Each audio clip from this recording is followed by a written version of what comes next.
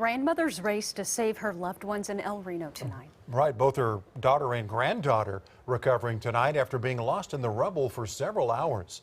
Martina and Charisma Ramos lived in the Skyview Mobile Home Park. Their home was leveled by that AF3 twister Saturday night. News 4's Emily Akins spoke to that family about their life-changing experience. Yeah, one woman we spoke with said her 3 daughters and nephew and all of their families were home at the time of this tornado, even her grandkids remembering the moments that led up to their home being destroyed.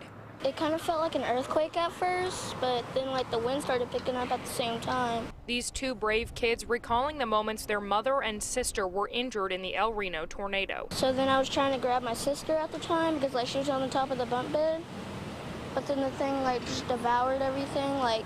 The roof fell off and our sister, she flew to the wall. They wanted to tell News 4 their mom tried to save them. She tried to make it to come and get us. She was in the kitchen running, but she didn't make it into our room in time. We were all still in the room. Noreen Starr, their grandma, says she couldn't find her daughter or granddaughter for hours. I had one daughter that called me and said, oh my God, I can't find Nina. I can't find the baby. We can't find the baby. And I didn't understand her at first. And then she said tornado, and I went, oh my God. It's a moment she called a mother's worst nightmare. Being human, my first response is protect my babies, protect my children, because I had a bunch of them down there.